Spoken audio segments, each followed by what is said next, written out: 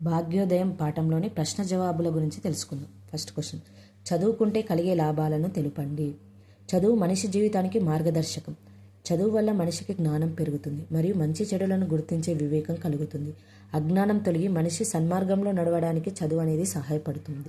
చదువుకున్న వారికి మంచి ఉద్యోగ అవకాశాలు లభిస్తాయి. దాంతో వారు తమ కుటుంబాన్ని సుఖ సంతోషాలతో పోషించగలుగుతారు.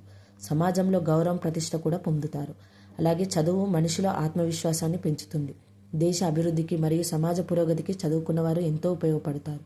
కాబట్టి చదువు మనిషి జీవితాన్ని అభివృద్ధి పథంలో నడిపించి అతని భవిష్యత్తును ప్రకాశవంతంగా చేస్తుంది. అసమానతలు తొలగి సమానత్వం రావాలంటే ఏం జరగాలి? సమాజంలో ఉన్న అసమానతలు తొలగి సమానత్వం రావాలంటే ప్రతి మనిషిని సమానంగా చూడాలి. కులం, మతం, ధనం, స్థానం, జాతి వంటి తేడాలు లేకుండా అందరినీ గౌరవించాలి. విద్య ప్రతి ఒక్కరికి అందుబాటులో ఉండాలి. పేదరికం, అజ్ఞానం వంటి సమస్యలను తొలగించాలి.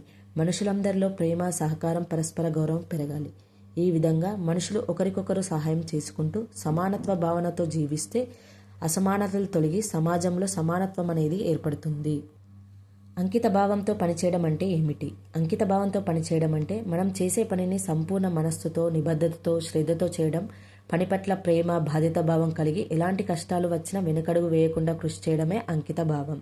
అంకిత భావం ఉన్న వ్యక్తి తన లక్ష్యాన్ని సాధించడానికి నిరంతరం కృషి చేస్తారు. అంకిత భావంతో పనిచేసే వ్యక్తులు ఎలాంటి అడ్డంకులు వచ్చినా భయపడరు.